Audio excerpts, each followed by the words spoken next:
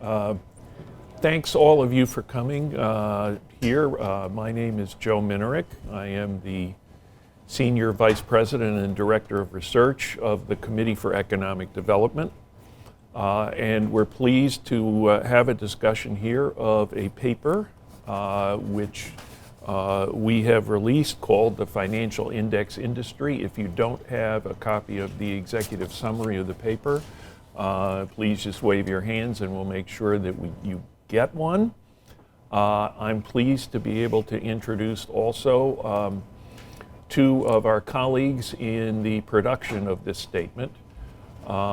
First, let me introduce Rick Redding, who is the Chief Executive Officer of the Index Industry Association. Rick has a broad background in the financial services industry, and he was the moving force behind the production of this paper, which was written by the gentleman, and I use that term advisedly, who will speak to you first. His name is Simon Peck.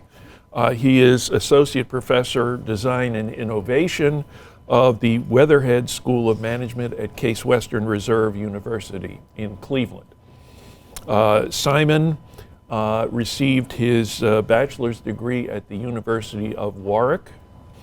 So first I'm going to introduce Simon, who brings Simon to the podium. He's going to discuss the paper. And then Rick and Simon and myself will have a conversation. We'll entertain questions from you as well about the work that Simon has done. So Simon. Thanks, Joe. Morning, everyone. Yeah, thank you. I didn't know very much about this industry before working with Rick. As Joe suggested, the object of the exercise was to make this for a general audience. I have since got to learn that stuff can get technical real quickly in this field, but the idea was to make this accessible. I also ought to thank sort of the partners at S&P, MSCI, FTSE Russell, Bloomberg, and NASDAQ who've commented at various times on this draft. So yeah, I'll just try and, I'm not going to go through the whole report, but I mean, I'll just try and highlight some of the things I think are noteworthy, and then Rick can drill down a little bit more fully on some of these issues. I think we're comfortable using indices in common parlance. We talk about the Consumer Price Index. We talk about the Conference Board are famous for producing indices on leading indicators. And this is how a financial index is technically defined according to the industry association. But for any index, there seems to be some key issues that underlie this. For instance, who's constructing the index? In this particular space, it's important to realize that there are some specialist firms out there that just do this work, as I'm sure you folks know. But indices can be literally created by almost anyone, and a feature is that a lot of the companies selling investable products also construct the indices that underlie them, the so-called self-indexes. Another issue is how are the assets selected for inclusion in any given index, and we've seen that there are literally millions of indices out there. I've suggested the basis for these could be according to market, to company size, geography or sector. And then a final issue for any index is, how are these items for inclusion weighted within any given index? And for most financial market products, the basis for weighting has been size or market capitalization, but a particularly fertile area now for development has been around other factors, they're called, other things that may or may not be correlated with company size.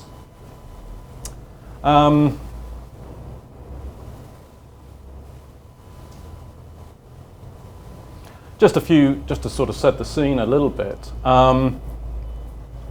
It's interesting to see how, and it's at either side of the bar here, the orange and the yellow parts of the bar have grown over the recent past. And I think this has been an important feature of the industry, the rapid growth of financial products that are basically designed around mimicking an index. But even in aggregate, they still are dwarfed by what we would term the more actively managed sectors. These are mutual funds that are managed by fund managers who are engaged in actively trading these funds, as opposed to the sort of financial products that just buy and hold securities based on an underlying index. So setting the scene, rapid growth in products that use indices, but still the industry is dominated by the actively managed sector. This chart, I think, shows the flow of funds that underlie those charts, and I think it's interesting to see that the outflows from the actively managed sectors here at the orange bar have almost entirely switched into the more passive instruments, as we've seen there. So the actively managed mutual fund sector experienced significant net outflows, and a lot of it has gone into the passive sector. Well, why? One of the reasons is simply costs, and this is the time series since 2000 of the so-called expense ratios of actively managed and passive funds. Both have been going down and to the right, but you'll see that for the so-called passively managed sectors, it's at a much lower level. So on average, about 5 basis points. But there's been a significant pressure on the more actively managed cousins as well. But there's still a significant gap between these two types of product.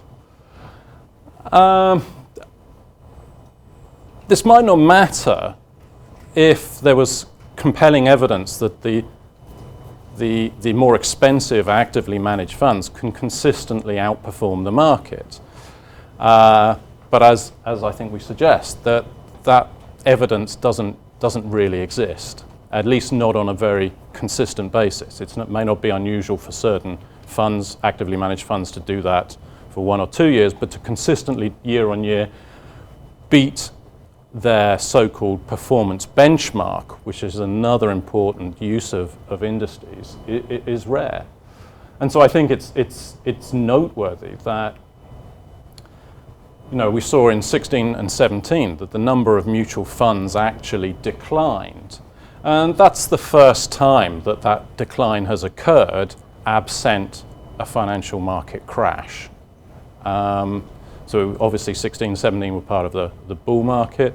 So we've never seen that the number of mutual funds go down in such conditions. An explanation being the rise in the popularity of exchange-traded funds, 99% of which are based on mimicking an underlying financial market index, and their popularity has grown for all sorts of reasons. I think most people, because of the nature of how these funds trade, they act like stocks themselves, and are much more liquid than say mutual funds. They've proved incredibly popular with the investor community. I spend a bit of time in the paper just talking about what I call the sort of the actors in the so-called index value chain, and I think these are some of the key providers here. It's ironic that I think people worry about the growth of so-called passive investing because it could effectively drive out the more actively managed sector. But of course, the index industry or funds based on indices do need people out there doing price discovery, having differing opinions about the value of any security. So people doing price discovery, price makers are important.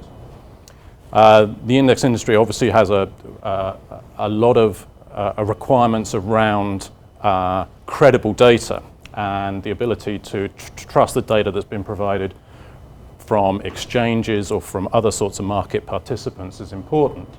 You've got the family of index creators themselves that have a lot of expertise and technical capabilities in data analysis, and also have significant reputations at stake in terms of their credibility. You don't directly invest in index themselves. The indices aren't investable products. That's down to fund managers to create those investable products. And although they are simpler products, they're not necessarily simple to understand. So there's still a significant role for the advisor community in a world where index-based investing becomes more popular. I finally talk about the sort of the entities in the index, and I know one of the CED themes has been around, sustaining and reinventing capitalism, and index funds are in one sense the ultimate sort of long-term investor. If you're worried about short-termism as a problem in corporate America, the pressure that you're always under because your stock is being actively bought and sold, then index investors are long-term. They're not. They only sell when investors decide to liquidate their holdings, or an entity drops in or out of an index itself. Apart from that, they're just replicating the index. They're buying and holding. So the ability to do that, I think, is, as I say, an antidote to so-called short-termism.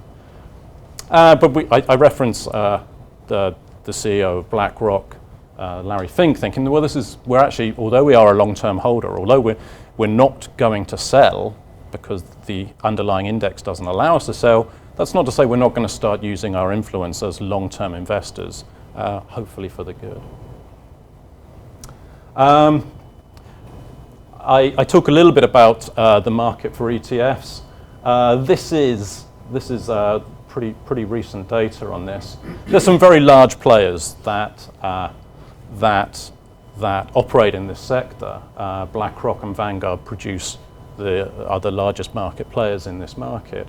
Although there are, as I suggest there are about 140 odd providers of exchange-traded funds in the market.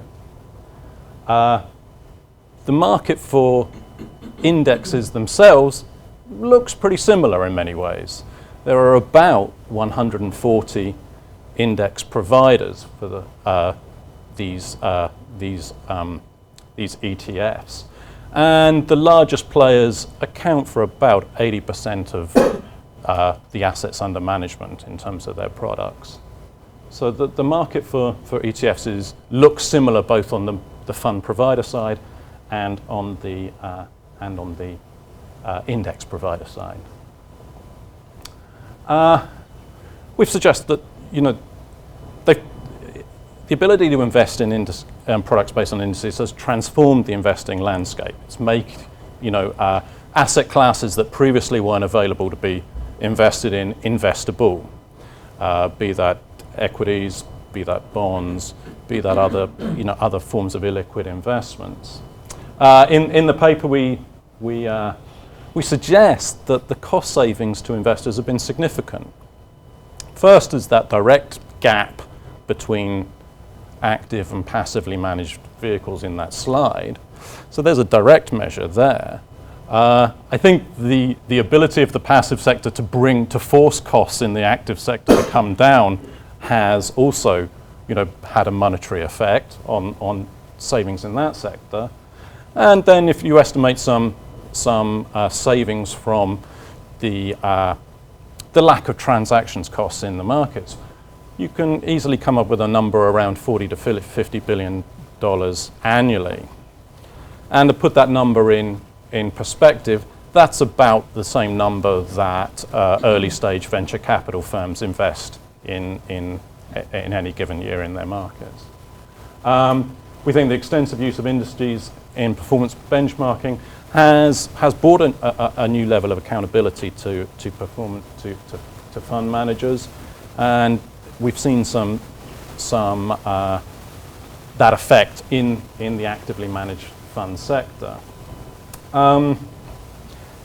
There is, as I talk about in the report, this whole notion of what smart beta is, and there is some folks, and I think Rick is amongst them, actually don't like the phrases active and passive any longer, because the ability to have smart beta and innovation in index increasingly means that the amount that you can actually call a real fund manager's effect has come down.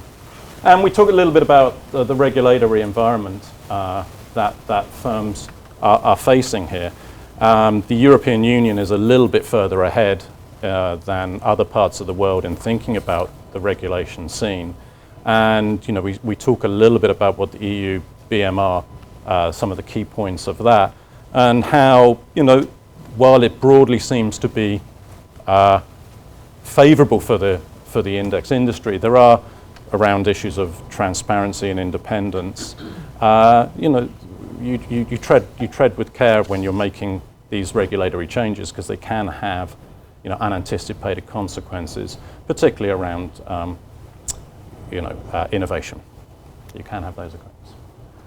So that's a very brief overview of what I think I was trying to say in that document, and thank you for listening. Now, the Committee for Economic Development's interest in this topic really was driven by a kind of a public policy interest or concern. Simon explained early on in the paper that we have gotten past the time where institutions allow the typical American worker and his or her family to assume that other institutions will provide an adequate income in retirement. Social Security, under the pressure of demographic changes, among other issues, can provide a foundation, but not the complete structure of retirement security. At the same time, however, we've seen the erosion of the availability and the size of employer pensions. So for all practical purposes, everyone has got to be an investor. And to be successful, everyone has got to be a competent investor. But not everyone has the smarts as a part of a typical education and a typical set of aptitudes. There are a lot of people out there who are busy earning that living during their working years and are not really capable of taking care of their own investment future. So part of what indices do is to provide the foundation for vehicles that can help individuals to make smarter investment choices. But that's not the only explanation, and another reason why we have investment indices is to provide benchmarks which we can use to evaluate both how the market is doing on a simplified, easily communicable basis, but also how some of the players in the industry are doing in terms of their performance. So there are multiple reasons why we have these indices that have developed over time, large number, and we wanted to be able to communicate some of that underlying reality and the importance of those institutions for the general public and for the financial markets. So one question that arises is, how did these indices come to be? It's realistic to say that there was something of a pull from the markets and from individuals who wanted to have indices with which they could work. But at the same time, it's also possible that there was a push from the financial markets themselves. And one of the questions that is of interest as you're thinking about this industry is how much of it was a pull and how much of it was a push? Where did the drive to create indices come from? Predominantly or perhaps solely? So let me ask my panel friends what the background is there. I think you have to go back and look at the history of why indexes were created. And if you go back and look historically, it was the media that created most of the benchmarks in the indexes because they were trying to find a way to quickly find a way to measure the market and have their readers understand that. So I think in the early stages, it was all generated by the people trying to create them for benchmarks. If you think about it, going back to the Dow in the late 1890s, indexes have come a long way because the reason why the Dow is the way the Dow is you had to calculate it by hand. And as computer technology, and obviously, we're in an era of big data now, much of the index creation is now from either research internally by the index administrators, or they're more and more from clients who are trying to come up with factor or smart beta type products, trying to build indices to outperform. The third thing I would say to that is I think the model is going to continue to change, and that has to do with the regulation Simon alluded to, and that is in the European Union, it's becoming more and more difficult for the asset managers or banks to produce their own indexes and market them themselves and not run afoul of the benchmark regulation. So what you're starting to see more and more is partnerships start to develop between the product providers and the administrators of the index. So I think we're entering in the kind of this hybrid space more and more now. I would just say the sheer range of indexes that exist. I mean, Rick's organization estimates the number at about 3 million, means that almost every asset class you could think of has suddenly become very accessible to even the relatively unsophisticated investor. And so I don't know if that's push or pull, but it's certainly meeting a demand. Mm-hmm. Well, speaking of unsophisticated investors, what's your observation in terms of the public understanding of financial indexes? What do people need to know, and what do they know about the indexes about which they read, that are behind assets, funds that they conceivably might want to purchase, to invest in? What's the weakness in the understanding? What are the chief weaknesses? And how can people be educated so that they can know enough to be able to make smart investing choices? I mean, I think the level of transparency compared to the sort of the black box that is actively managed funds is incredible. Now, that doesn't mean it's necessarily easy to understand for the woman in the street, but the information is out there in a way that they could never possibly have before. As I suggested, things can get technical quite quickly when you're thinking about how an index approach to rebalancing or reweighting goes on. So it's, as I say, it's not simple, but it is incredibly transparent and very accountable. Yeah, I would add two things there. I think the first misperception from most people, believe it or not, and this is because of the popularity of the ETF market, is we get questions all the time is the S&P 500 the SPY?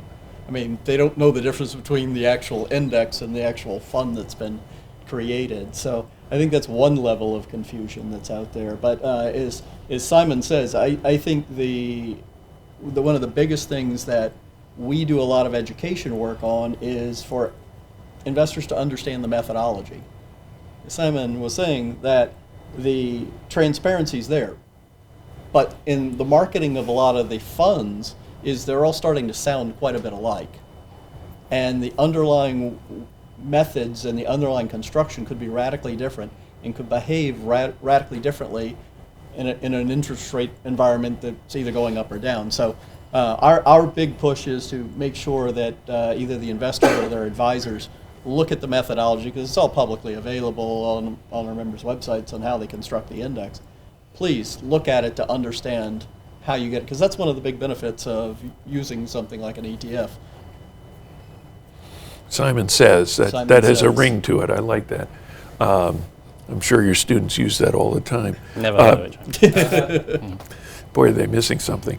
But Rick and Simon, you have mentioned that we are looking at literally millions of indexes, and there aren't that many funds.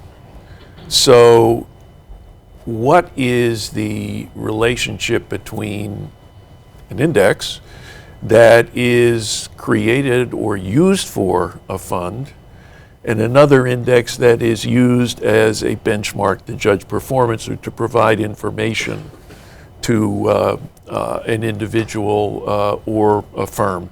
Is there an obvious difference between indexes that are created for informational purposes and those that are picked up to create funds? Can you tell the difference? What's the taxonomy of the population of funds in that respect? If you look at it just purely mathematically, there's roughly 3 million indexes our members calculate. Last time I looked, there was about 7,800 ETFs globally. So clearly, looking at that, you will see that the bulk of the use of indexes is for benchmarking. One of the things that we hear a lot is, how can there be 3 million indexes? Well, a lot of them you will never see nor you will ever hear of, because they're custom benchmarks made for specific situations.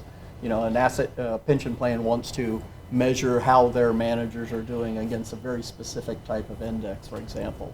And also, when you think about it, believe it or not, the U.S. has kind of the fewest of the equity benchmarks in the world. And that there's just so many more in Asia and Europe, primarily because there's just so many more countries.